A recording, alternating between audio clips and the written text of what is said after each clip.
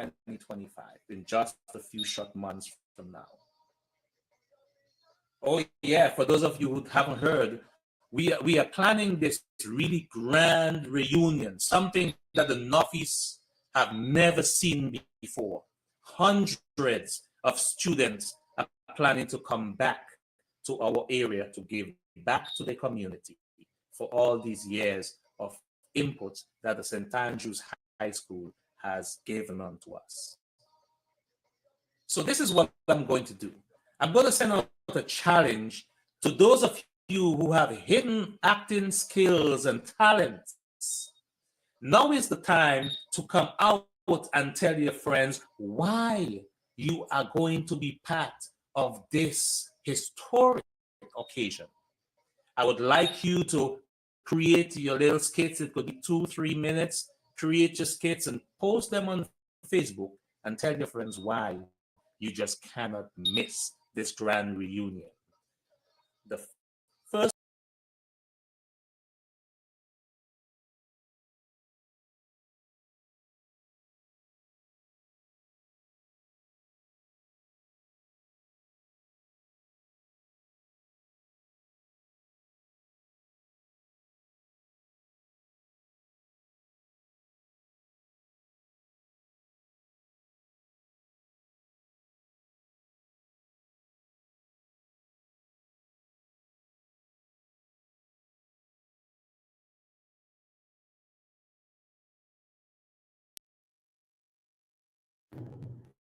This guy here is a Gomzite for life. And come July 9th on Sports Day, we're going to whoop some Pascalites, Charlesites, and Stephenites. Mark my words. So some of you have been asking, hey, what's going on with the reunion? The reunion is on. Things are falling in place, and we are getting there. And come July 6th through 12th of this year, we are going to gather in Dominica from Kalinago territory all the way through Kalinishi in large numbers as we celebrate and have a wonderful time together and also give back to the communities. I'm hoping that you're not even considering missing this once-in-a-lifetime event. As past students from 1979 all the way through 2006 come together as one St. Andrews family as we celebrate and have a wonderful time together. So I'm hoping that for those living overseas that you are checking on your plane tickets. If you haven't purchased it as yet, you're getting your banquet ticket, and you're also supporting our fundraiser. Right now, our raffle tickets are out for the first prize, which is a 70-inch television. And you know what? The time is coming up on us pretty quickly, and I'm getting excited. So I'm hoping to see you there in Dominica at the grand reunion. Be counted.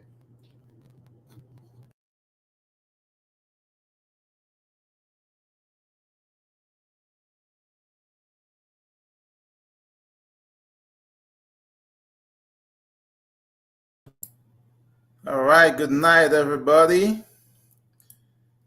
Tonight is a very special night. I have one of St. Andrew's favorite teachers, and you know already. You see, you saw the post prior to this. Mr. Arlington Burnette, more popularly known as the man Smiley. So, you know, Smiley has been in St. Andrews for maybe the longest serving teacher at St. Andrews, and everyone, or mostly everyone, has some kind of story about Smiley. And if you don't know some of them, I sure you maybe can check out the Facebook page and see some of the very interesting comments. And I don't know if you got a chance to see some of them, but I know it they were quite interesting. Some of them had me laughing quite a bit, and and you expect nothing less than that from Mr. Burnette. So today, that's all in line with the reunion that is coming up. We are. I hope that some of you are getting excited about this and getting ready for the reunion with those who have to travel, checking your travel arrangements and all the things you have to do in Dominica. We planning to have a big fun time in Dominica, and you don't want to miss that. So yeah, I will try to keep this as short as possible, but at the same time, we're going to learn some things from Mr. Burnette that we maybe never know. So I will bring him on now. Let me check why my screen. Okay, sorry. Yeah. So I have here Mr. Burnette. I think the most popular teacher from St. Andrews, and I have a question for him, but I'll leave that for later. My own question, my own personal question. Okay. Anyway, so Mr. Burnette or Smiley, it's really good to have you here tonight. We have been trying to get you on for a while. I know I posted something on you some time ago, and I think that's the one that got the most reactions and the most comments. Everybody had a story. For Smiley. So I maybe will get to some of them, maybe one or two, and read some quite funny, some of them quite inspiring, quite interesting. So we will try to get to one. So Mr. Burnette, good night. Yes, well, good night, and good night to the members of the committee, and good night to Everton banker Robin. And I want to congratulate you on the initiative to set up the St. Andrews High School alumni. And one of the things you have to realize that the organization is global, because you have 1,115 members, and you spread right across North America, Canada, in Europe, and I think there's some people somewhere in Africa and around the Caribbean. So you're global. Be global. So so you're pretty big, and the organization is an excellent initiative. It means you can grow many fruits from this little organization. That is true. I'm seeing where he's going with this already. Right? He always got some kind of business idea, and I wouldn't be surprised if he's gonna come. I will shed a little light on the idea. So Mr. Burnette, I want to take you a little way back, because we may be gonna learn some things. Nothing too personal, but just a little bit on the background of Mr. Burnette that we maybe we didn't know before. So I want to start back with the early years. And first I want to ask, where did you get the name Smiley? How did the Smiley come about? Oh, well, when I went to SMA in 1971, the students had these bubblegum stickers, and there were cowboys like Roy Rogers, Gary Cooper, and so on. And there was a particular cowboy, his name was Smiley Burnette. And one of the things that was happening is that a lot of students were being named. So people who made errors in speaking French at the school, they got a name. So one guy would say Tutti. So he got a nickname Tutti. One, instead of conjugating the verb être, he said nous sommes. So he got a nickname nous sommes. And one guy who was a little bit toughish, ladyish, he got the name Modest, And so everybody in the class got a name, and they were looking for one for me, and they couldn't find one. So one of those days they got a bubble gum, and in that bubble gum was the cowboy Smiley Burnette. So they said, that's it. So I didn't fight it. I said, okay, thank you very much, and I accepted it. And it's My first name, nobody knows me for Arlington or for the other name. So Smiley, that's where it came from, about 50 years ago. Yeah. So that's rare. That's the history of Smiley right there. I would never guess like that. And, But and, I had and about but I had about 15 or so nicknames, yeah. yeah, how many? About 15 or more. What are some of the more interesting ones? Can you name one or two more? Some people call me Ali. Some Okay. people call me Ton. Some Oh, call me. I used to climb well and jump off the tree, and you wouldn't hear if I drum to the ground. So they call me Pussy. I was jumping like regardless of the height. Yeah, oh, oh, man. So it's Burnett, fabulous. Yeah, so who are your parents? I know what your father was from Wesley. yeah. My dad was Jimmy William Burnett, and my mom was Beatrice Burnett. Okay. And So my so your dad mom. was from Wesley, and my mom was from Margaret. Yeah. I see. And where you went to primary school? What was your primary school? Where did you go to primary school? Well, I went to primary school in Margaret at the Wall School. You call it Wall School, and the other one was Old Zion. Ah, Yeah. So I went, yeah, to the Lower Margaret, and then I spent a year at the Will Strathmore Primary School before I went down to Tonga. But and I who was also went, just a minute, I also went to Dam School. There was a little infant school at Dam. So I went to Dam School, and there was a standard one at the Point church. There was a church at Point. It was called the Anglican Church.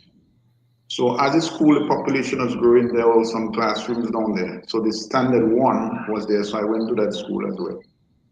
wow, didn't I had no idea. There's some history there. Well, you're a history teacher, so Yeah. where was exactly was that one in Dam located? Exactly opposite Jeffrey Charles, that building that is now broken down. At one time it was called the club. Swinging, yeah. I just forgot it. Joyful Hands Club, yeah. So who were some of your teachers at that school at the time, and the Well, most memorable ones? in the dance school, we had teacher Avril, we had teacher Audrey, we had teacher Richie, we had teacher Lorna, we had teacher Barbara Tom, Audrey Samuel, and Richie Linton, that is Lennox's mom, and Mrs. George, that is teacher Lorna George. Yeah, my favorite teacher there was teacher Avril. Why? What about her that made us stood out so much for you? Well, I went to school a little earlier than the other people. So you're supposed to go to school at age 5. So I may have went about 4 years and 2 or so months. And it appears that I was sharp. So when they ask questions, I would answer the questions. So then she would tell me, don't answer any more questions. And she'd ask everybody in the class, and if they didn't know the question, then she asked me. And so I would answer the question, and she would give me some incentives. So peanut butter and bread, table butter and bread with some nice white sugar sprinkle on it. Or she'd bring some fruits, apples, and grapes. She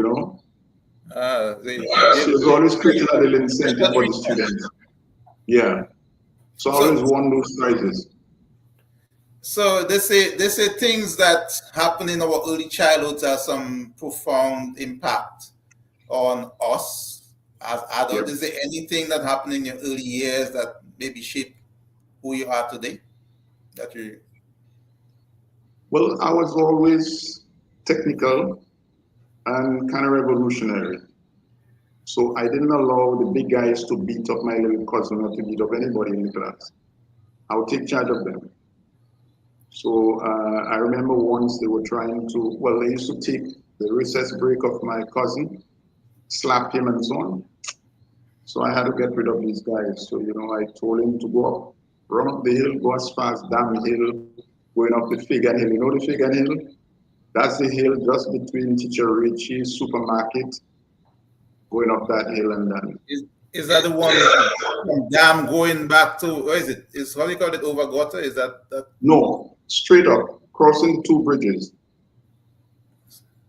and coming up towards the Methodist Church. Okay, on that, that's that direction. Yes, so I remember some guys, they gang up, about 6 or 7 of them gang up and told us. So I tell him, go ahead because I'll reach him. So I had to knock out one. And by the time I left, I was home before him, you know, I ran up the hill here. So the next week, I used to throw stone very well. And the next week, I was placed on a mat to sit down, to kneel down, and almost for a week. Then I got some caning, but I didn't worry about it. But the guys respected me, and they never took any more chances with me, or they never hit him again. Yeah. Huh. But were you relatively big to them, or were you just I wasn't afraid of anybody, no matter their sizes. Some of them were bigger than me, but I was never afraid of them. Ah, Yeah. and I think I saw that same attitude even as a teacher. You serious? Okay. So where you after primary school? Obviously, I know you went to high school. Where you went to high school? Yeah, I went to SNA. Okay. Yeah. How was that experience? Well, the guys were terrible. They beat you, they slap you, they accuse you, they curse you, they call you country bookie, and they will tell you, you know, you come out in the bush and you have a red clay between your foot, you know. And so quite a number of guys got their little blow on the head and they got slaps and so on. So I remember telling the guys, do as much as you can. But when you see the 30th of September comes, have nothing to do with me, you know? And I went and I warned the principal and I warned the teachers. And these guys would follow you going to the Windsor Park to see netball or to play cricket or to play basketball. And on my way out, they had to give you a little softening. So I would stiffen up, I would take the blows, but I warned them. After that, they don't come close to me. And so I remember we went to the cinema. I was kind of tall and big, so I went to the cinema. When I cut my hair, I put stick the beard on there, you know, so I could have some there to be able to enter the pit. So when I'm going out, I'm going up to Mongoose, and these guys line up to beat me up, and the deadline had passed. So I cut a whip they call campesh. It's a tree like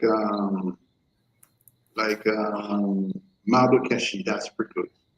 I cut it and I walk across the cemetery wall. You know, it has a V shape, and I start beating them on the back. If each one of them is so go right across, and then I jump off the wall. I go up to one.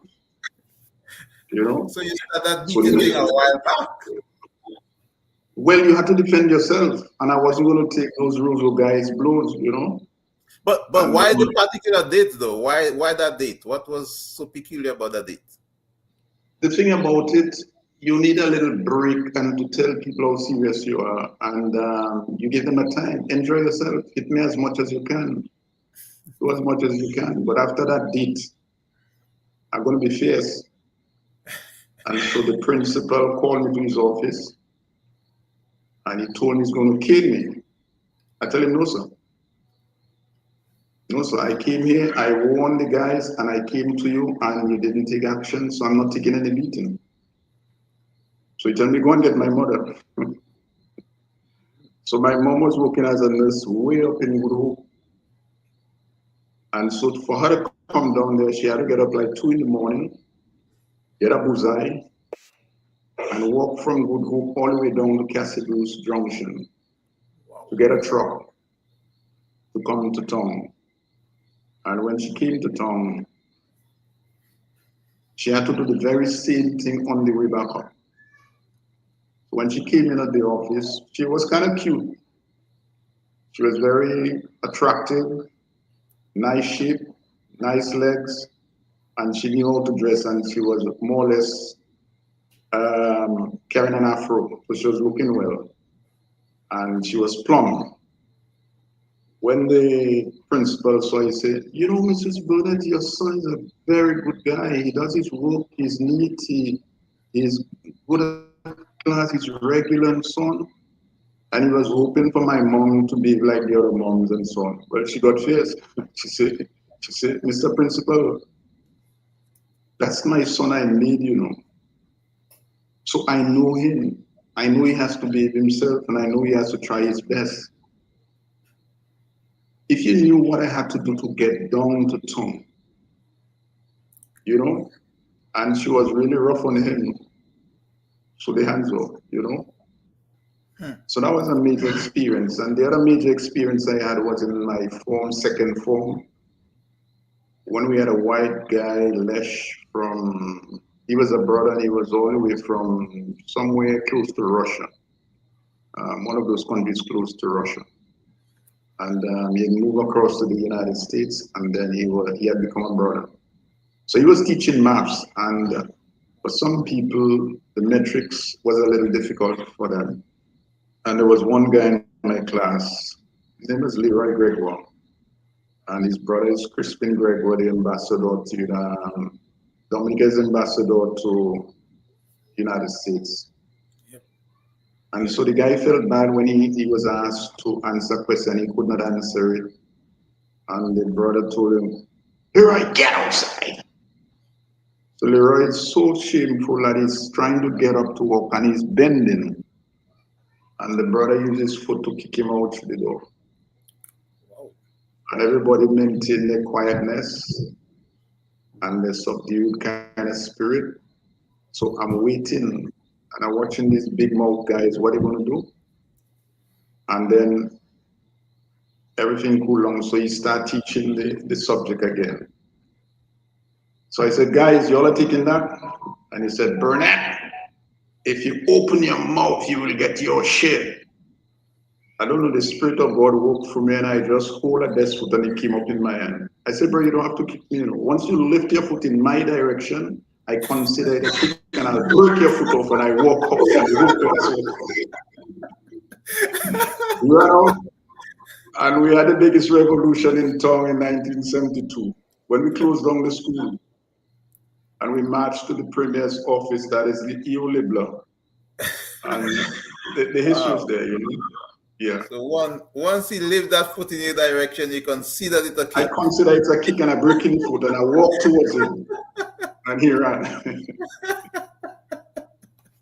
And then we report to the student council, and the student council took it up, and they really championed it. So that when we got rid of all the white brothers of the school, and we ensured that only black brothers were instituted, the principal had to be black. We placed all conditions, you know. Wow. That was revolutionary. Indeed, yeah. Wow.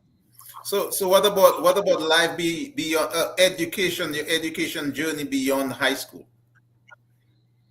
Well, I went to Kurukuru. I went to sixth form college, and then I spent a year at Astafans, or 2 years. I did some really good work there. And then I went on in 79, I went to the college in Ghana. So understood I did very well there. I think this one I broke some records, and I came out with this. And then I did a correspondence course in economics with a university school in Canada as early as 1982. Yeah. So, yeah. But it was not typical.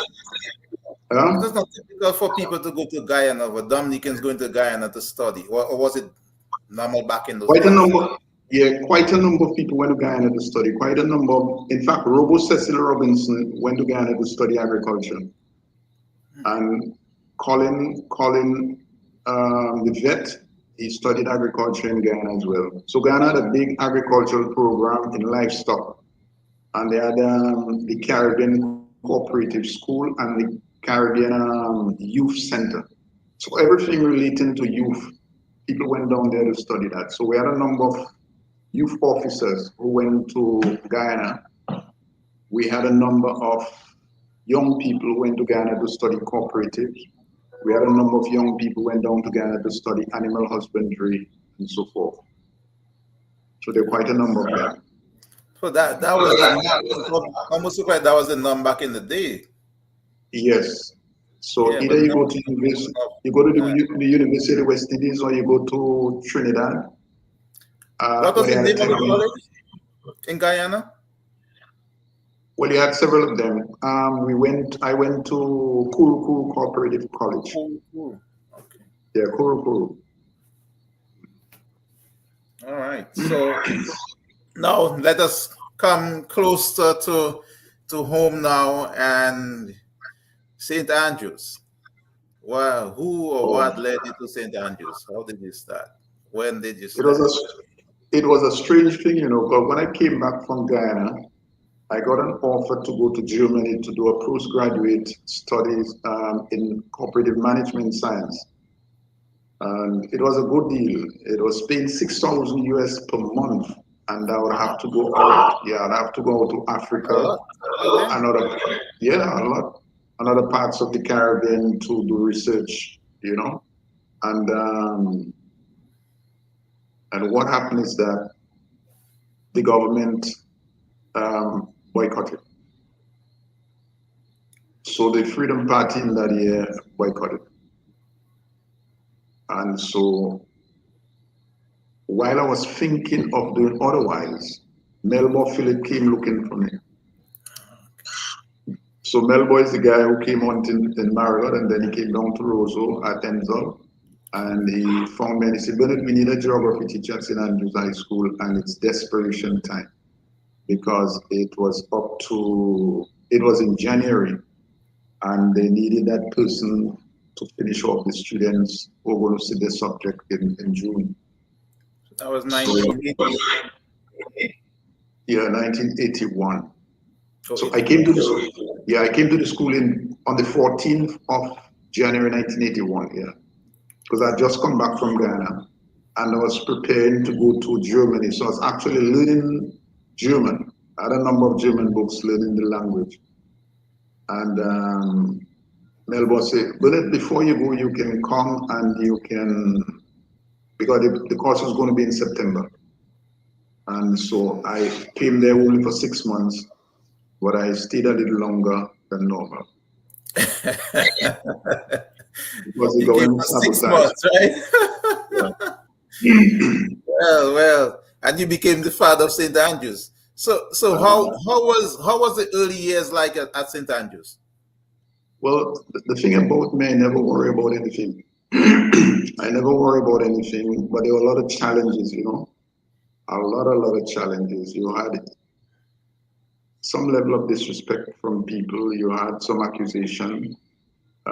People accused me of being a communist and a rough communist, that some people directed certain people not to sit by me. They shouldn't sit by me because I'm contagious, But the thing about it, I was just strong-headed and I was very disciplined.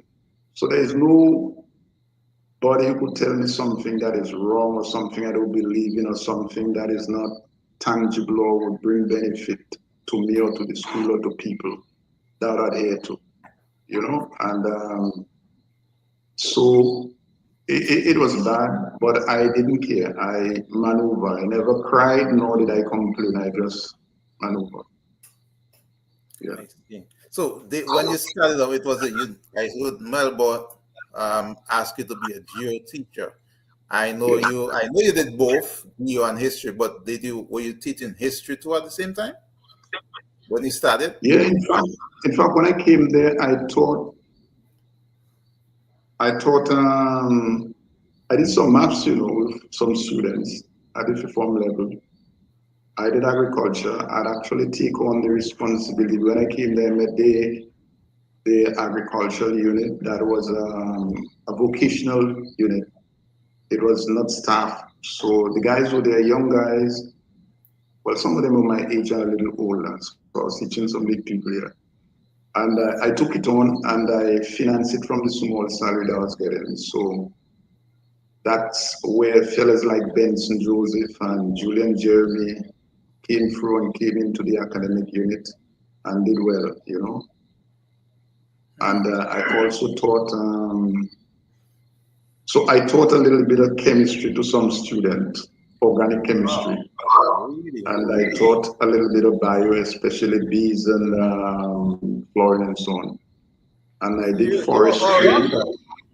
Yeah, I did forestry with most of the guys in the agri wing, and I done it at the higher level with them. So when they apply for job at the botanical gardens, they were picked. So fellas like Charles Watty, Richards, and a couple others. There was a couple of them died. Furlocks, brilliant, you know. So I taught them practical agriculture and forestry and the various type of forest. So when they went to the interview, they mastered it. They just picked them and they last a long time in there. Wow, that is so. So how was your would you say your teaching style change over the time during your tenure at that? Well, it depended on the subject because some subject were boring and students were, you know, when the students came from recess break, what has happened is that they ate bakes and they drank soft drinks, so they were pretty, how do you call that? There's a, what do you say, over guzzled or they would be sleepy. You know, the sugar would get them sleepy. Some people say niggeritis. Niggeritis, that's right. And what has happened is that somehow they used to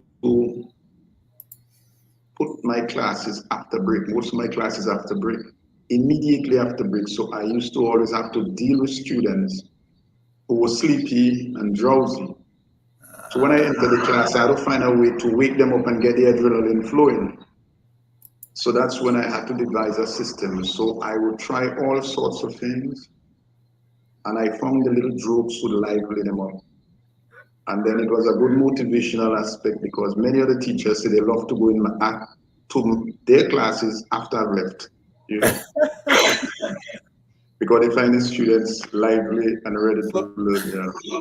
So that's when you started introducing the humor. Well, yes. Well, the other thing is too, the humor was used to get to the mind. So some students came and they were hungry and they would not speak. They were very shy. Some came in and they were probably being abused by their own people. And so they came and you could see a little sadness in them. So I used the humor to shake them up and to get them to relax. But I also look at their faces and see if I could decipher what was wrong with them. And then I would take them one by one and talk to them, you know, and show them how to get away from those issues.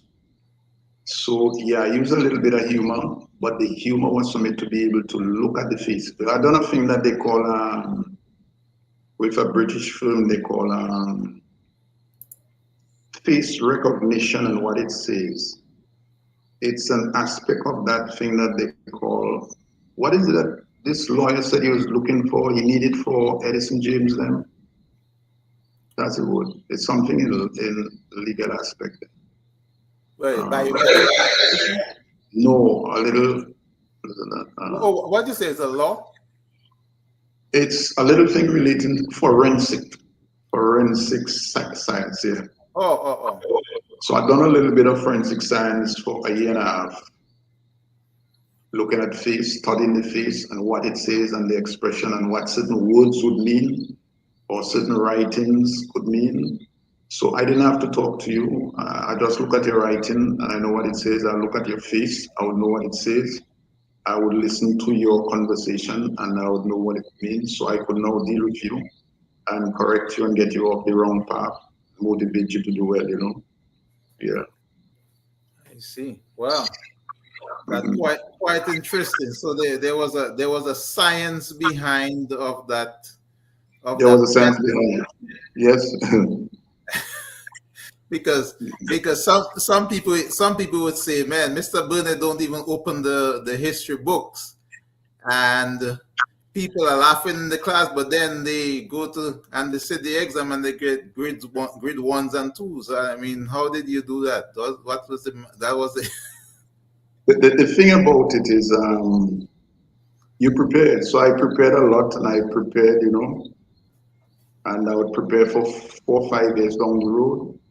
And I would always look at the syllabus and see what's new. And each time I reinforce knowledge by sometimes doing some research. There's some good little books that we call the Awake magazine.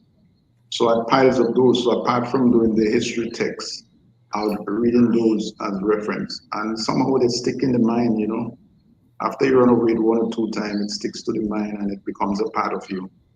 So it's better when you can walk into the classroom and you can start the subject than you have to come in with a paper, you have to look at it and then move up, I think it was a waste of time. So that's why I could cover the syllabus for the 5th form level as early as 4th form. So at the end of 4th form, I finished cover the entire syllabus. And sometimes I cover the SBAs, I mark them, I give it back to them to go for the summer. So in the new year in 5th form, I just pushed to do revision again. Revision, to do plays, to do little skits, and to reinforce the knowledge, and then to do quite a number of assignments, because the real technical approach in studies, read it and write it. You have a question, you practice the question by reading the text and doing the question, and thereafter write it 2 or 3 times. So I'll give a lot of assignments. I'll give you a test to go home and do. So you do it at home, you come back, I'll read it, I give it to you in the class as a class assignment, and I give it to you as a test, midterm test and so on. So what I'm looking at retention, how well that individual retains the material, and how well and in some of the assignments, I look into see how well you apply the techniques and the principles.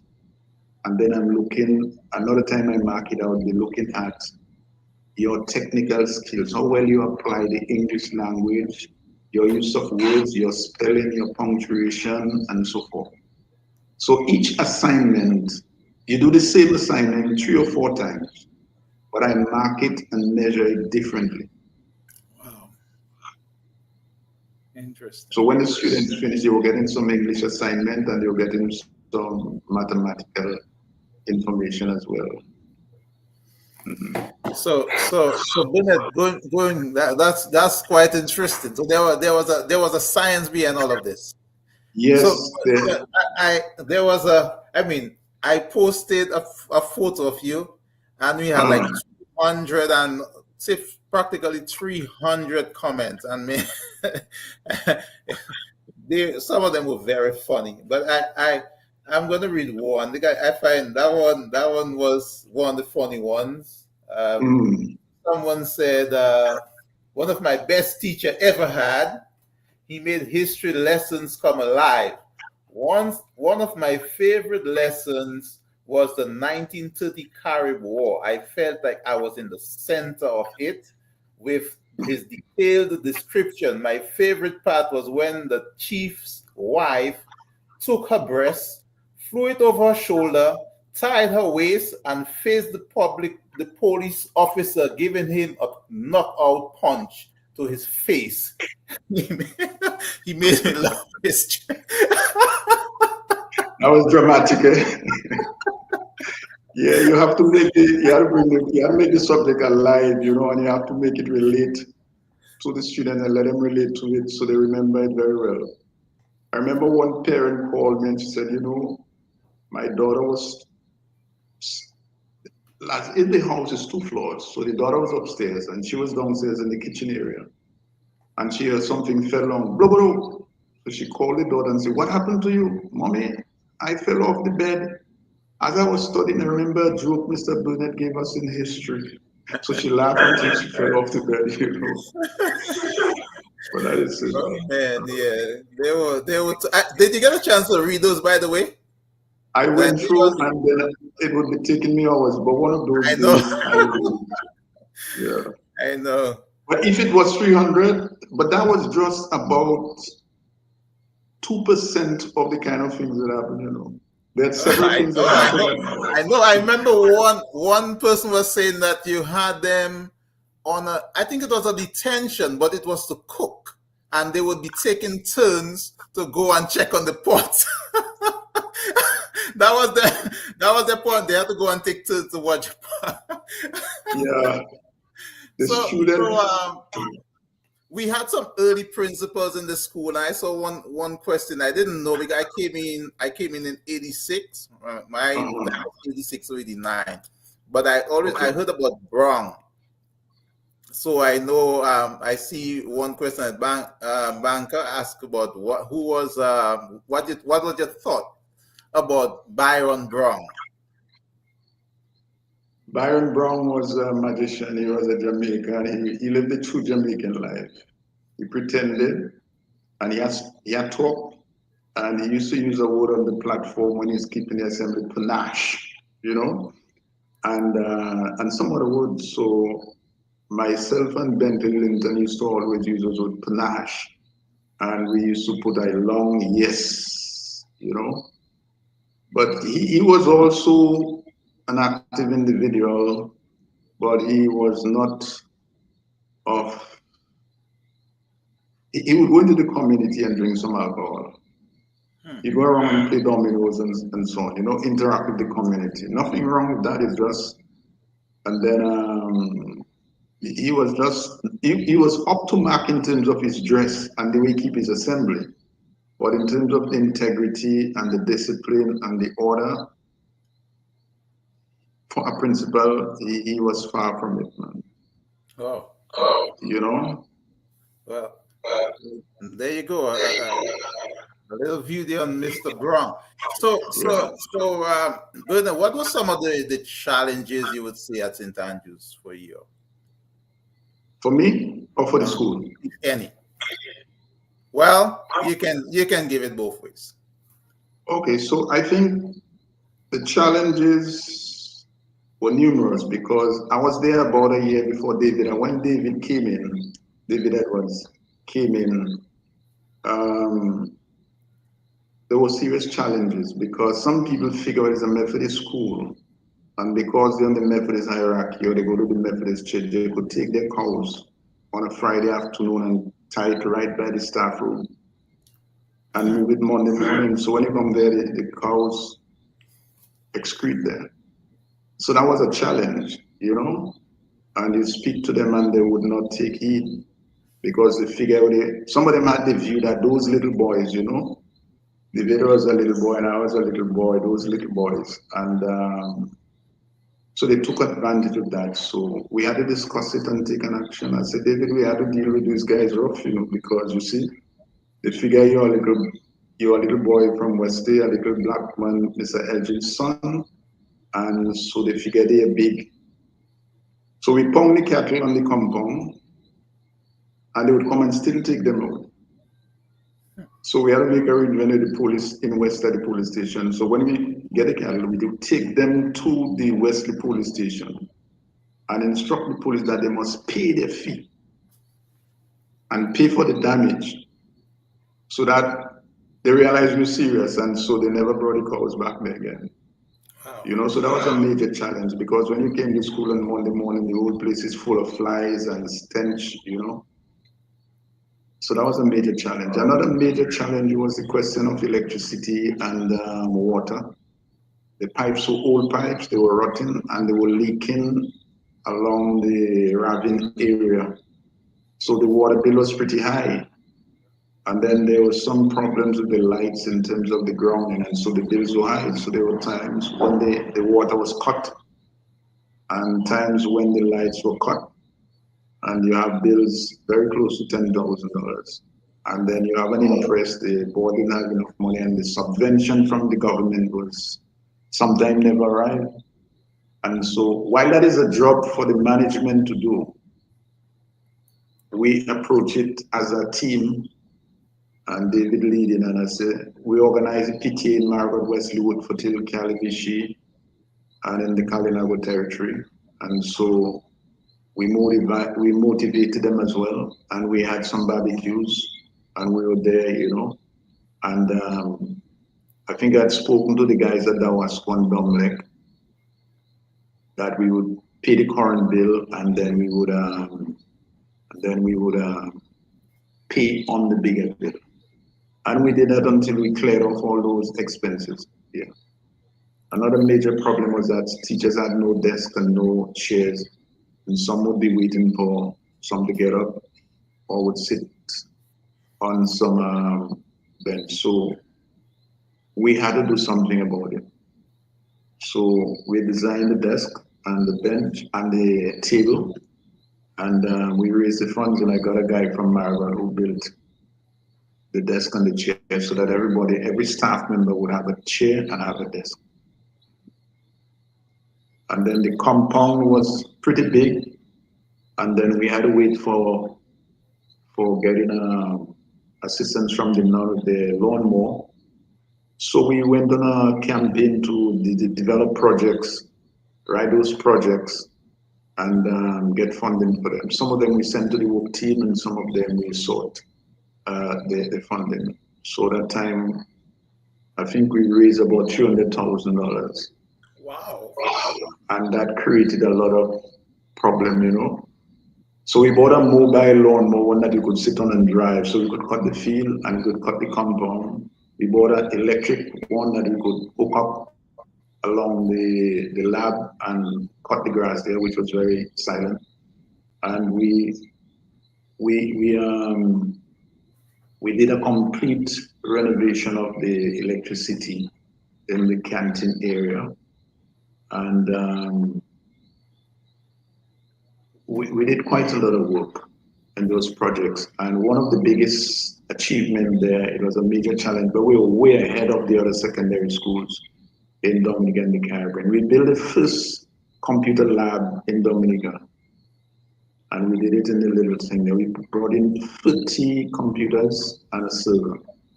And then we were able to get a VSO to come down and start it. So we were way ahead of the other schools, and it's a shame that we have not made use of it. One of our students here at St. Andrews failed the subject and failed all his other subjects. But he went into Antigua and he was a king. He was running a region of $15,000 per month because he had the computer skills,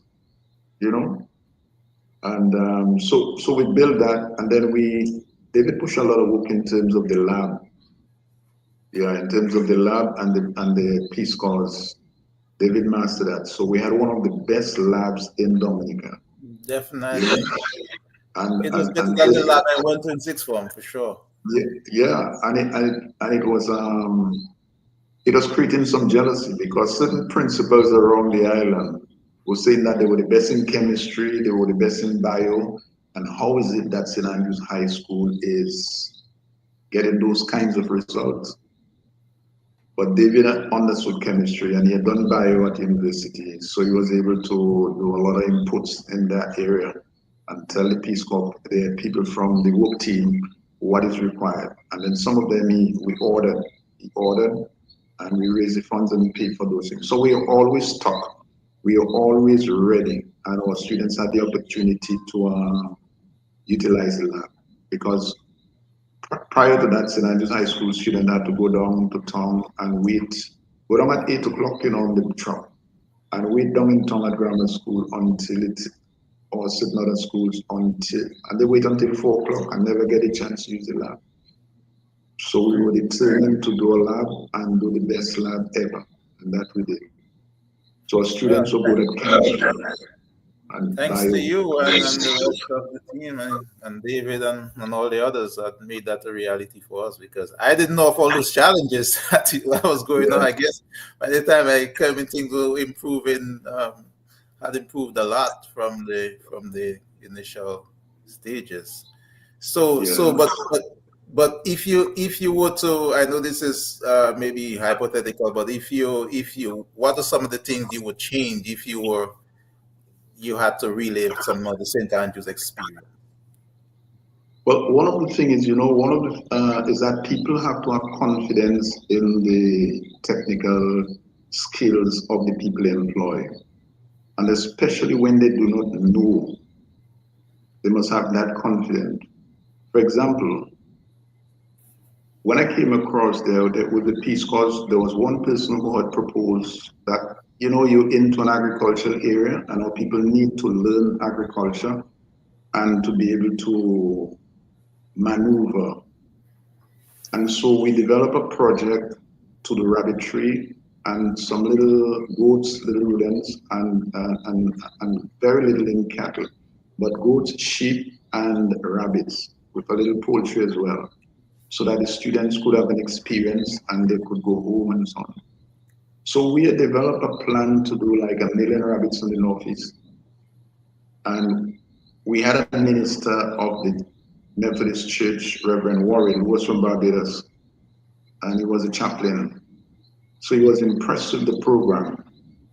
And when he went back to Barbados, he got a film that showed an interest in buying the skin of the rabbit so that they could make those doilies and make those rabbits, those little stuff for the cars, to put the lights in them and put them on the car, and you could have them shake, and that was big money.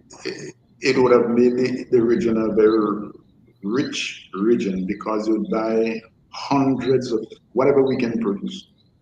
So we had set our plan to produce that. So we had those big pens, I think 40 feet wide by about 100 feet long. And there were 2 floors down on the area down at the riverside down there. And we had 2 of those buildings plus some other little one. And some people got frightened when they saw the potential and the kind of money that would come in. And so they stole the project. Wow. This is, and so basically people, we just keep back our old selves. Yeah. So we'd actually done, Mikey Pascal was with us at the time. I think he had just finished his engineering program. So we were going to do, we had already dug the hole so that we could put in some system and get biogas flowing into the school. We had run the pipeline to come right up to the back. So, and we were looking at the cold store that were there. And I started with some big students to fix them up. And we power it, we get some, I had a good friend from Germany who was down here. And we're going to, and one from Belgium was at the north. So we're going to convert those and use biogas to power the stove and the cookers in the canteen and to power the cold store facility. But that's very practical though, because I remember I went to, was that Girodel once. I brought my students there and they his name Mr. Roy, right, was actually, he demonstrated to us where he was using those the waste from the pigs to actually light a stove. Yeah. Yeah. Quite interesting. So Bernard, go ahead, continue. One of the major problems that there when we came in is that we were getting those animals from Oxfam. One of the projects we had written, we were getting the cattle, the goats, the sheep, and the rabbits from Oxfam, massive. They came in on a big 747 jet. And the people from town, the head of the agricultural department, livestock, came up to take the animals to carry to town. So they're going to acclimatize them. So I'd be militant, so I said, no, that's not happening. So I had to organize the big boys in the class. So fellas like Clement Joseph and Leonard Joseph, his brother, and a few of them. And we actually take charge of the airport. I spoke to the security and I tell them these guys will be manning the door. Clement had to take charge of the aircraft. Then I take charge of the gate. I needed rough fellas. We had a guy from North and he's a donkey. He was small, but he was tough. And we had Oscar James and we had Wrigley Prince. And those guys were driving the buses. And so we tell them when to come in. So when Oscar comes in and he moves out, 10 or 20 minutes later, the other one would come in, and we moved all the animals out of there. And the guys came up from town with their big truck, and they stood up there, and they couldn't ship. And I wasn't looking at them at all. All I was doing is doing direction. I was in a ship jacket. Wow. I didn't know all. You went Yeah, we through brought all them that missing different animals that animals. in school. I remember that. Mhm. Wow. So We had Kenworth Telemac and Kenworth Brown, full-time employees on the farm, yeah, taking care of those animals. yeah, I Yeah. remember those guys. So Mhm. all right, so I know a lot of history to St. Andrews. I know Burnette is the man with all of that. But on a lighter note now, I know you taught almost everybody that passed through the doors of St. Andrews. Everybody got a story about Burnette. And Mhm. so were there any students that stood out to you in any way, whether notoriously or famous? There were quite a number of famous students, you know. I mean, there are quite a number of famous students and notorious students, and each one of them had their little bias and so on. But famous in what sense?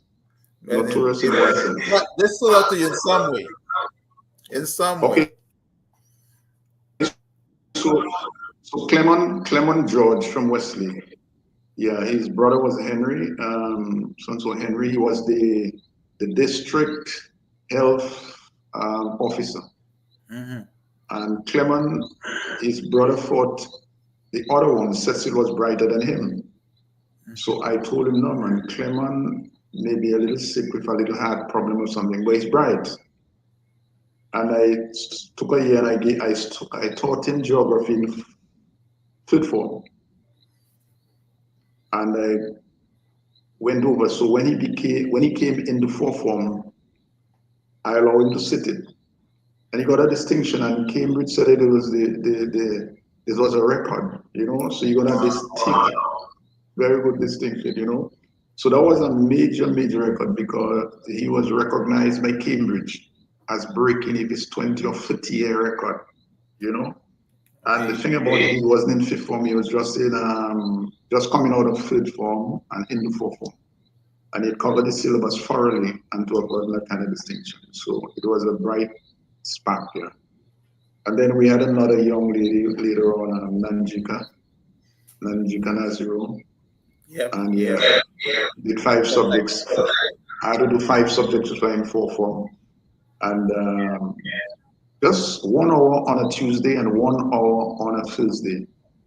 And the mom came and said, Mr. Burnette, you know, I want a same child at my home. I don't think she can handle all of that. I said, Mrs. So-and-so, you know, she can handle that at ease. And listen, she will not be losing any extracurricular activity. She will go to all her activities on her trips to the Boiling Lake, Freshwater Lake, to the Cambridge, to the Indian River. She will go to all her parties with her student council, and she'll go on a walk as well to Mont Diablo, and she'll go to all the parties. And then she told me, okay, Mr. Burnette, you know what you're doing.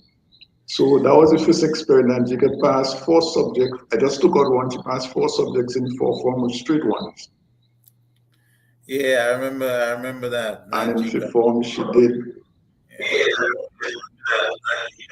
Just a minute, eh? Those are the famous ones. Yes, and then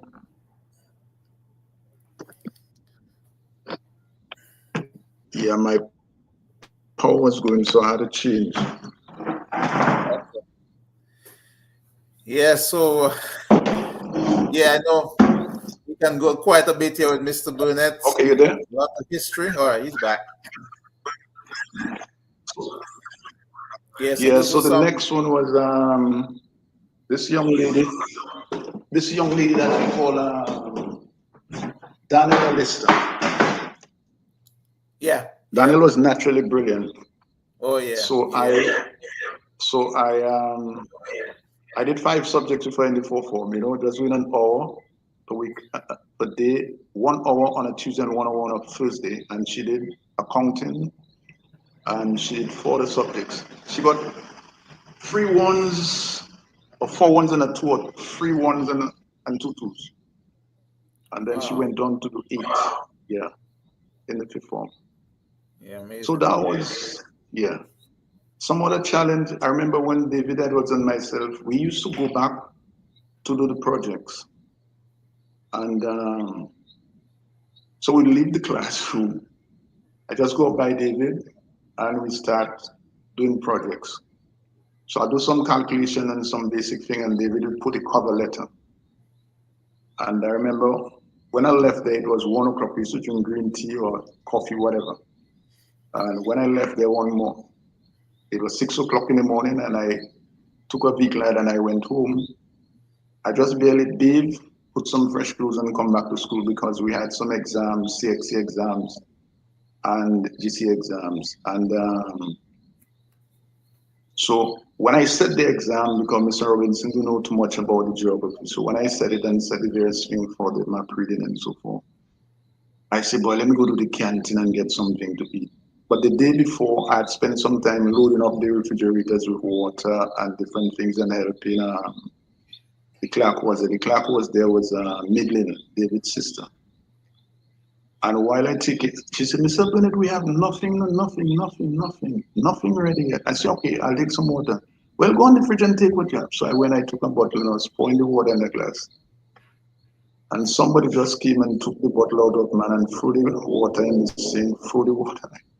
I just shake my head and I said, that's all right. And Midlin said, Mr. Burnette, I'm going to report you, I'm going to report. That should never happen. I said, that's all right, man, let it be so. And I just, so that was a major challenge where some people didn't have the ethical standards or they didn't have the discipline to control their emotions, you know. And I don't know what was the problem there. So you had those challenges where people would physically challenge you and hope that you do something stupid, but I maintain the cool all the time. Yeah. Huh.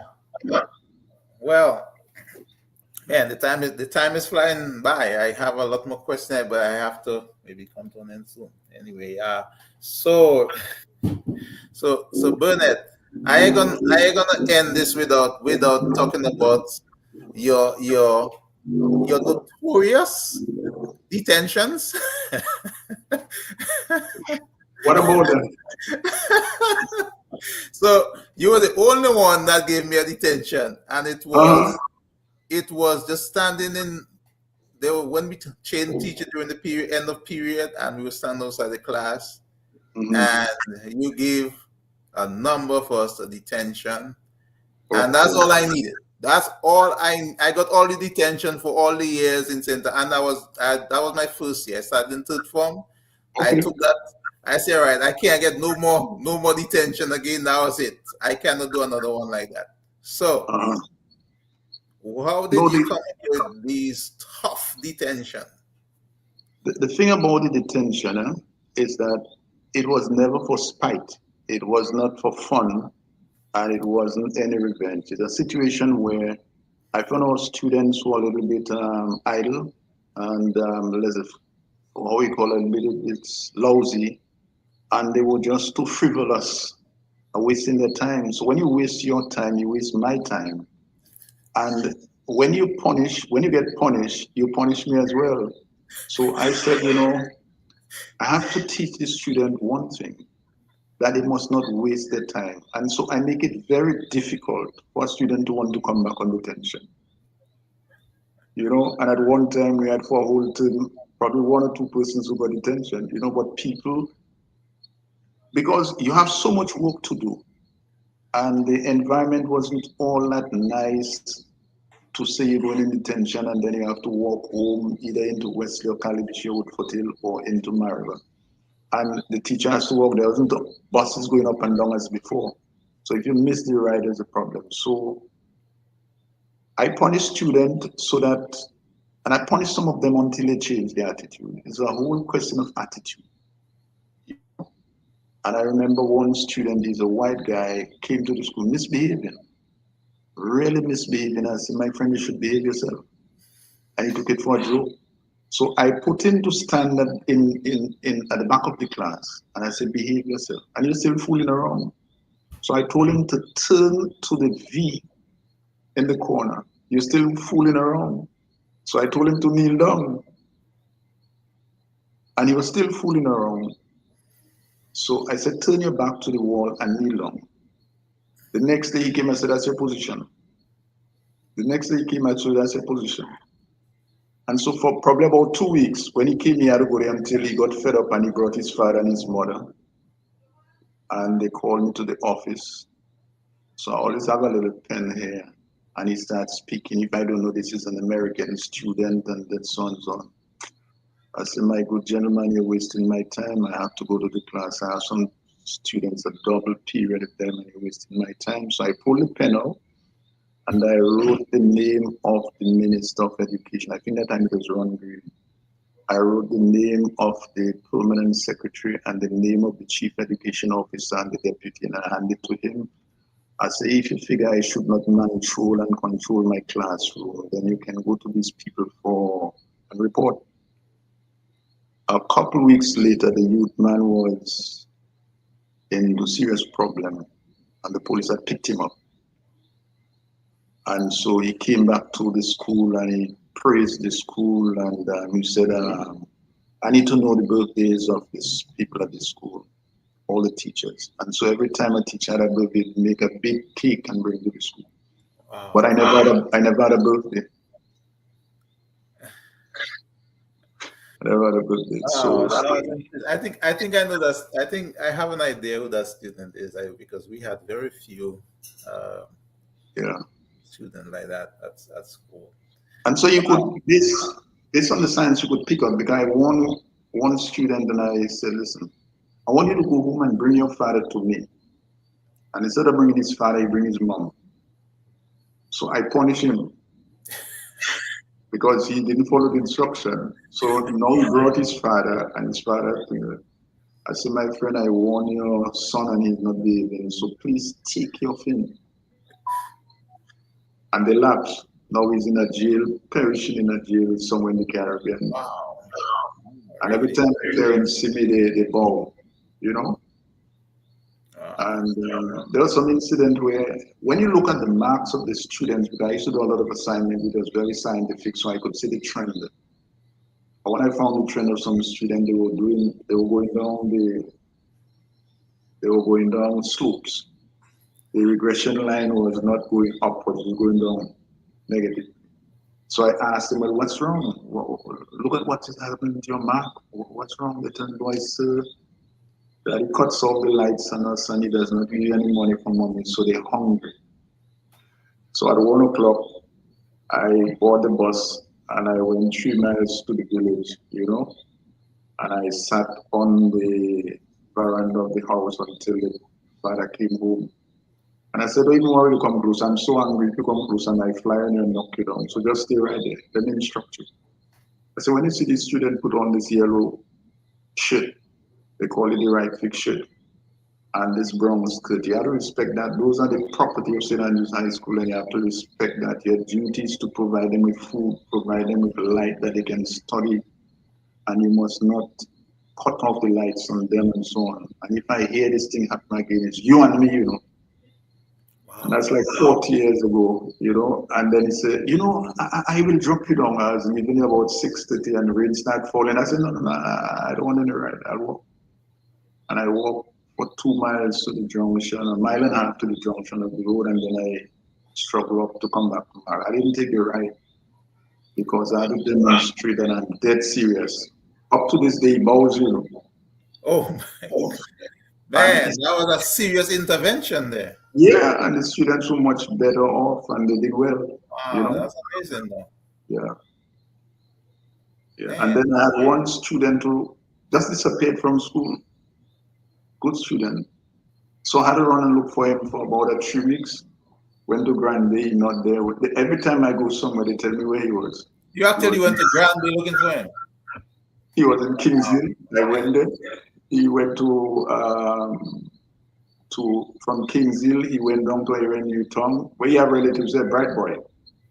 And he went down to Granby, 2 years in Granby. I followed up, I got the numbers, and then he told me he just left. He went to Funkon. I was there. And then he went up to Good Hope. And then he went to Sansudo. He not staying more than the day and the night. And then he went back to his little village. And I said, okay. I drove up there and I pull up there about 8 o'clock. I'm inside the house and I waited there. And when it's 11 o'clock, he come and say, man, Mr. Burnette, you're not easy now. I said, well, I come for you. I want to know why you're not at school. And I pick him up. But he did well. He did well. Wow, man, that's He did well. that's different, but I had no clue that you did this kind of stuff. Yeah, I did those kind of stuff. Yeah. I Wow. was a student. And then the thing that you'll never know and nobody ever knew is that I had a little secret, what we call a CIA unit at the school. I heard some story about that one, but I wouldn't even go there. Yeah. But That's time is rolling out on us, man. Lots of interesting stories, but they have to come down close to the end now. But I don't want to leave without asking. But I know you are. Anytime we meet up, you always have some business idea.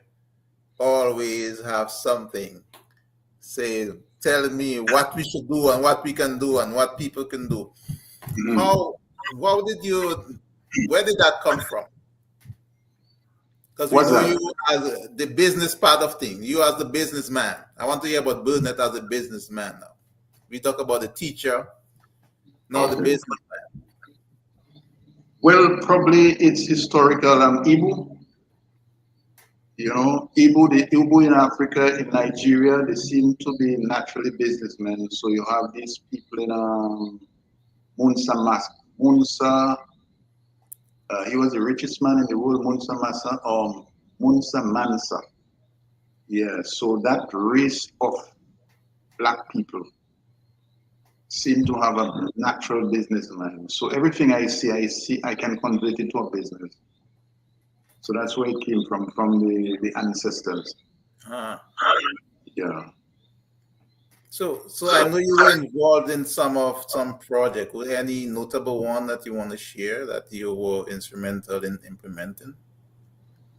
Well, I did a lot of projects in Margaret. When I left school, I renovated and revolutionized the credit union.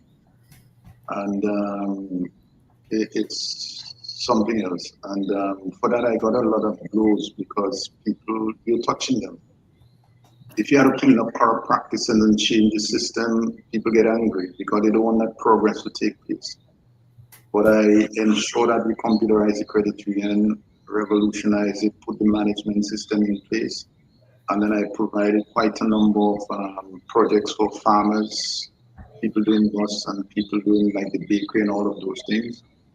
But I do those things quietly. Some garage in Margaret, like the one at Sam's Brother, and so on, and quite a number of houses.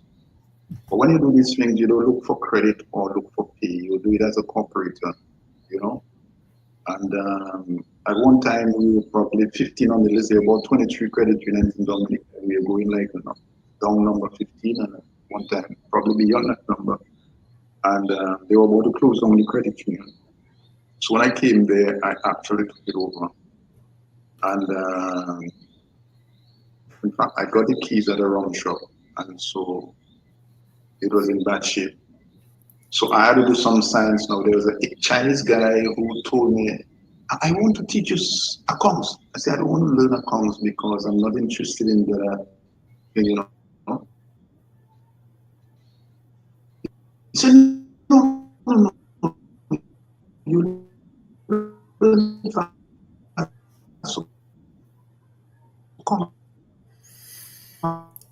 The audio coming a little broken up there. Hopefully it stabilizes a little.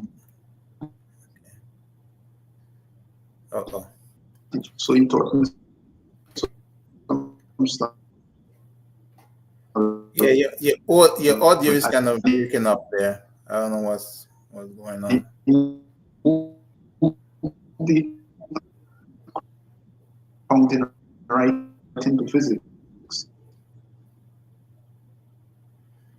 Yeah, we're having a little audio issue with you coming through. Yeah, I don't know, something going on with the audio here, man. So Burnett, I don't know if you're hearing me, but we having some audio issue. You're kind of frozen right now. So hopefully that can stabilize. Yeah, I had some further question there to bring it down to the close. So hopefully we can get this back up. Oh man. Okay. Let's see. All right, I'm trying to give Burnett a little time here to see if things will come through. But okay, so it seems like he is off, and I'm sure you will try to get back on in a little bit.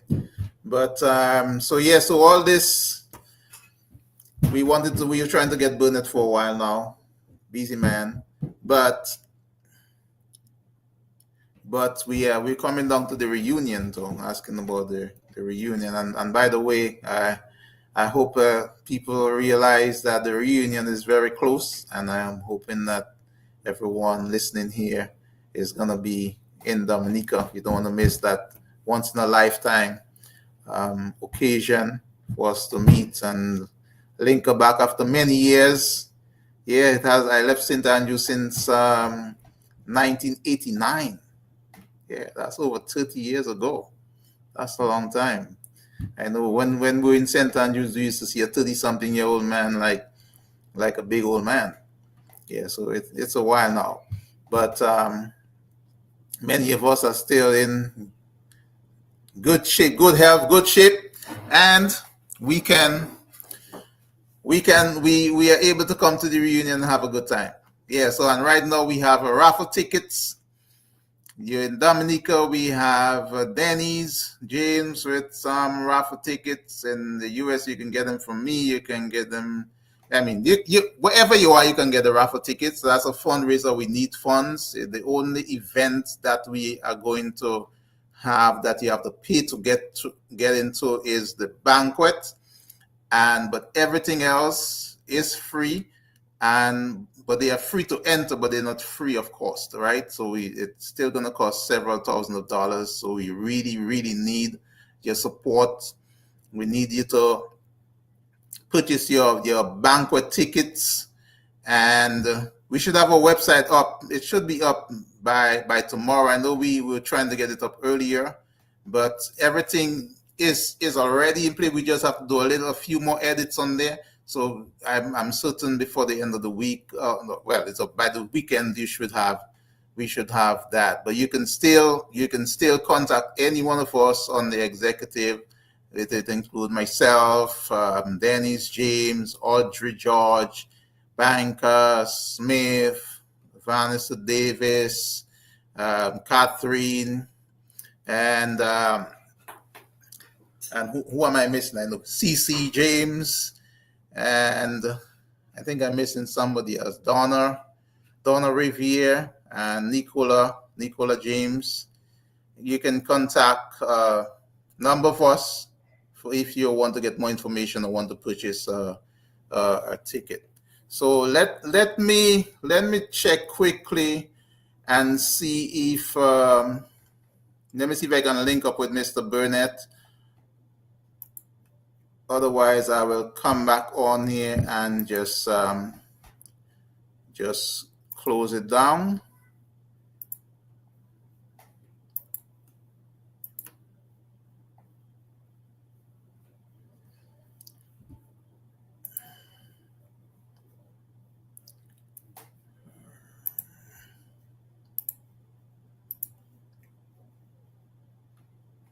Oh, I think I'm getting a call. Hey, Burnett. Yeah, so yeah, did you resolve the problem? Is it on my end? Yes, it seemed to be on your end because I'm still connected. Because I'm connected here. You connected there. Yeah, try to connect. Try to get out and try back again. Okay. Yeah, so I just made contact with Mr. Burnett here, and he's gonna try again to come back on. So just hang on with us a little bit.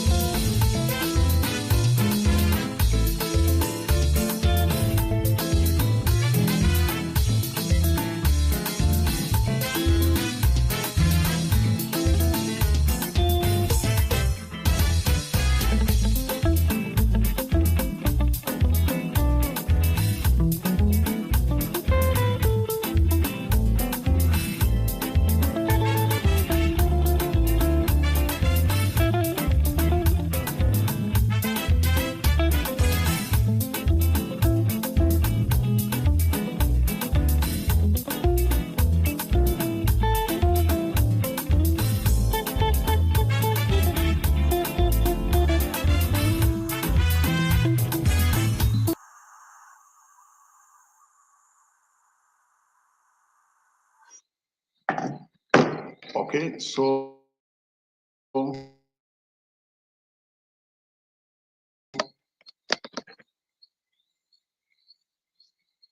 you're right there?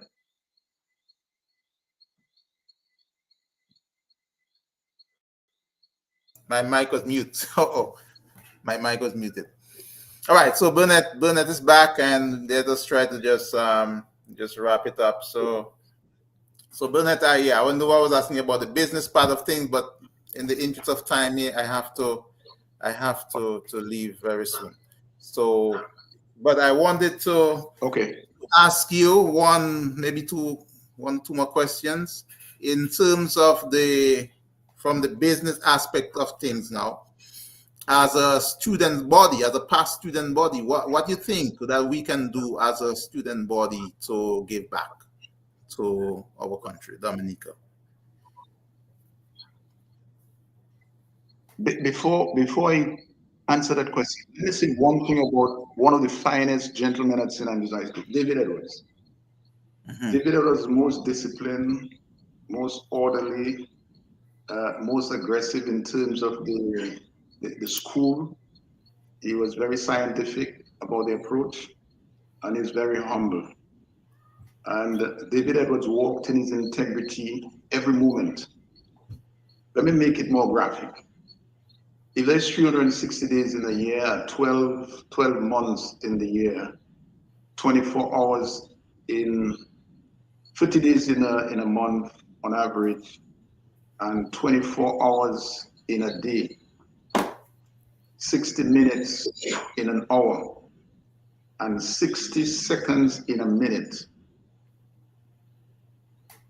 60 moments in a second.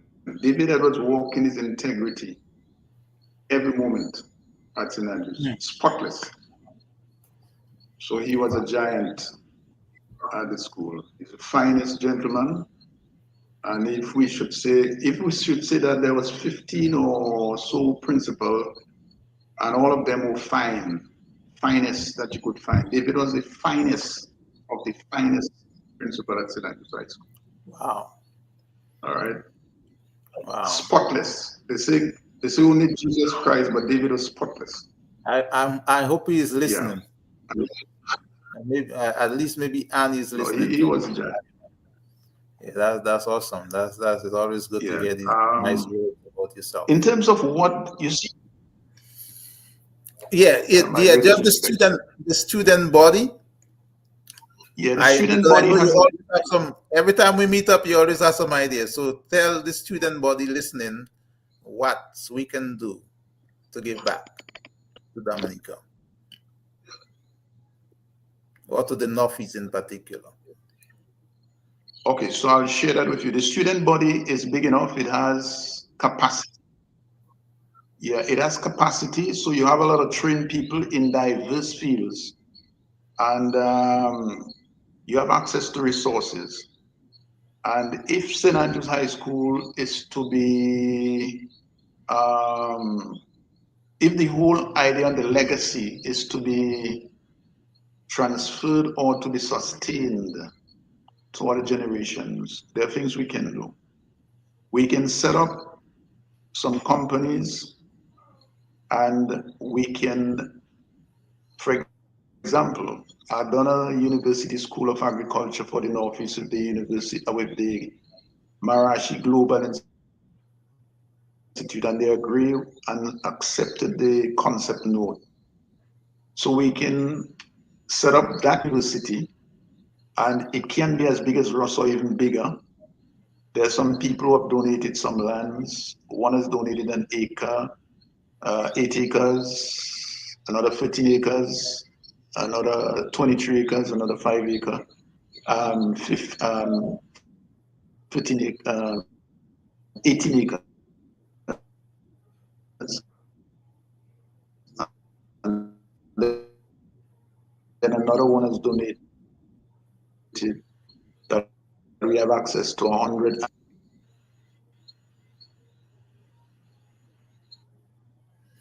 Oh wow! Oh, Yeah, we having some audio issues again.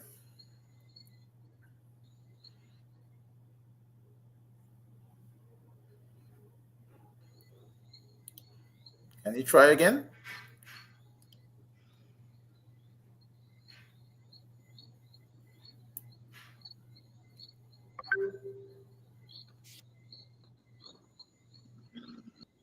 Just getting a call from. Hello?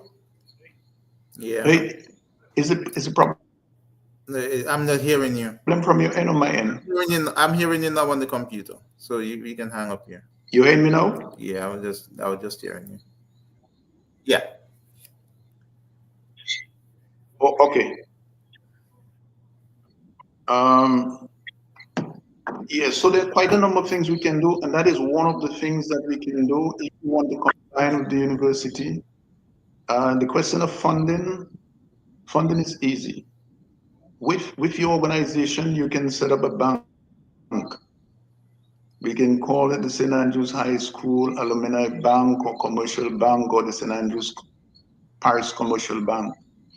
And what it means for a bank is that each alumni would just put $200, and that $200 for a period of 1 year would be equivalent to about $2.2 million. When you convert it, it would be $5 million. The requirement for setting up a commercial bank in Dominica is $5 million. And you have a credit union that has in the region about 60 to $65 million in assets. It could become a part of that bank and put its deposit into that bank. And immediately you can use what we call the reciprocal formula. The Eastern Caribbean Central Bank has dropped its reserve ratio or reserve rates from 12.5% to 5%. So the reciprocal formula of that is be 1 over 20, and if you invest it, it will be 20 over 1 times 64 million plus your 5 million would be like 70 million or roughly 70 million. That would be in the region of $1.3 billion you can create at the stroke of a pen. And that money could be utilized for doing the industries. People in the diaspora could get their loans instead of taking loans in the diaspora. You could bank with the bank in your country. and you could move the monies around using the wallet, using the digital system, and we can use it to fund the university. And along with the university, we can do, I have listed 50 manufacturing industries we can do. And those 50 manufacturing industries are things that we're doing on the ground. We can manufacture cassava, and we can process fruit into fruit juices. And we have an advantage in that we have a number of people here who are making CMOS. CMOS is an extremely good product that would do well in the African continent. And we can encourage the production of items like the spices.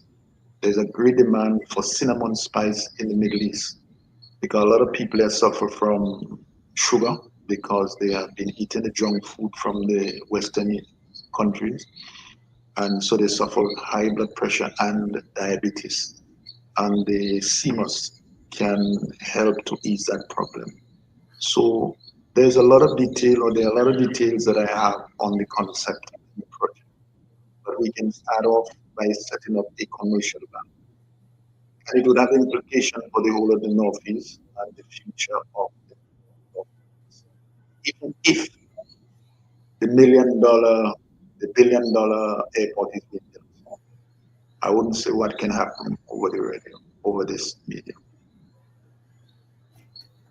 You know, and That's huge. Yeah, uh, I said that's huge. well, it's You not think huge because in addition to you that, you have a number of so we have a lot of you have a number of potential people who are among us when we come together. oh that is yes, we have we oh can do. yeah, The problem is coming together. oh yes, we So can do that well. You're already together. You know, the alumni is 1,000 yeah, of where we you. come. That's So where we come into the that's the nucleus. reunion, That's right? the That's why springboard. we coming up to the reunion. We coming together. There's a lot that we can do, and the reunion maybe will just be the initiation of that. Okay. So what do you think of the reunion, and how can you encourage the That's past right. listeners here to come and join you down in Dominica, at least for a little while, together with those who are already in Dominica? That's why I spoke. Normally, I don't like speaking. I hate speaking. But I speak because I would like all the past students to find a way and find a means of coming to the reunion. Show your face, you know, that you be counted. And we can start off with a small gesture, and we can gather the momentum and build it into a solid organization. So we have some young people who have retired. Their professional training can provide the various groups that we'll set up within this alumni movement, that they can be employed as counselors, technical advisors, and what have you. Their working life is not over yet, and they can enjoy this kind of working life. Because of the number of doctors that are in the group and nurses, you can develop what we call a health unit that can come down into the Caribbean and come into Dominica and the Eastern Caribbean, where we have people, and provide really good service. And we can also mount a mission and find a way to fund it. We can discuss that to get them into Africa and provide service into Africa and provide investment as well. Investment that will bring us more resources, you know. Yeah. Yes, so the alumni is good and it has potential. It's just about direction. And we can set up the biggest musical festival in the Caribbean through the alumni. But we have some good musicians in Wesley, and we have some good musicians around the Caribbean. And we had done something before the Mayfest in Margaret, but guys straight down to the ground. So we can do the alumni, and that could be a major um, music festival that would cover the entire Northeast, and we could take it to other parts of the world. We could take it to Well, Africa. We could take it to other parts of the Caribbean. Well, Burnett, I really appreciate you coming here, but I have to wrap up really soon. And I know you're a man with big ideas. You think Yes. big, and I know you always have a solution to what you're saying. So all what he's saying there, I know he can show you on paper how we can make it work. So great mind. And but I have to wrap up soon. So is there, and by the way, thanks for all those ideas and encouraging the people to come down for the reunion. I know the reunion, yeah, the more we are together, the merrier we shall be, for sure. And the more you don't want to miss, on a good time after. I mean, some people you haven't seen in, like, I haven't seen some of my classmates over 30 years, basically. Some of the people that graduated with me, I never seen them since we left school. So it's always a good thing. Those are the Well, memories that you cherish. Those are the time. Hey. So, Burnett, any just some closing remarks, and let's kind of wrap it up. Maybe I'll have to bring you on another time for some more information, because I think a lot we could say, but I have to go soon. okay. Yes. So I think the initiative of having the reunion is a great one. It will bring great minds together. It will bring the professionals together, and it will bring some of the people who have never seen many of for 3, 4 decades. They'll be able to reunite, reignite, and start the process going forward. So I pray that they will all who can come will come, and the majority who can come must come. You know, and I pray that they will come. And at least your presence will do a little stimulation among the masses, both in Wesley, Woodford, Calibishi, the Kalinago territory, and create some hope. You know, you never know, it might be the Exactly. angels coming now to save those people. You know? Yeah. Yes. All right. So, well, thank you, Smiley. Thank you, Arlington. That's what you use Yeah, the most, for coming here. We tried to get you for a while, but we yeah, you're finally most welcome. did. So yeah, I want to thank everyone for listening and hanging on there with us even after we had that audio issue. Yeah, someone that is asking for part two already. Yeah, we maybe have to narrow it down. Yeah, this story I was I really. didn't hear you. I know there's a lot to say. Even just in the challenges with the school, I didn't know there were all these things that went on. So anyway, thank you for coming on, and thanks everyone for listening, and hope to see you at the reunion. You don't want to miss it. Get ready. We just a few months away now. Get your ticket, get your raffle tickets. Help us in our fundraising. We have a GoFundMe page. Support that. Your banquet tickets. We're gonna be at the Intercontinental. Yeah, it's gonna be a really upscale place, and yeah, so just one time event, once in a lifetime event to come and meet with the other past students or the schoolmates that you haven't seen in a long time, and have a great time. And we have several activities throughout the week.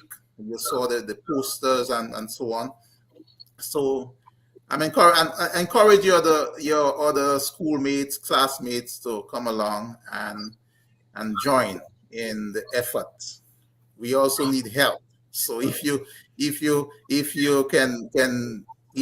think you have some time where you can help us, show some interest, and we can surely find something that you can help us with. So thank you, everyone, and see you next time. By the way, we'll be having a general presentation on Sunday to the general body to bring you some updates reunion. So look out for that also. Same All right. link. Same link. Yeah. Well, yeah, we'll be coming. Maybe I'll be using Zoom because I might have more people. Or yeah, but it's gonna be live. It's gonna be on Facebook and on YouTube. So we will share the information with you. So look out for that on this weekend on Sunday. All right. Good night, everybody. Okay, thank you And very much. And good night. Yes. thanks again, Burnett, for blessing us Most here with welcome.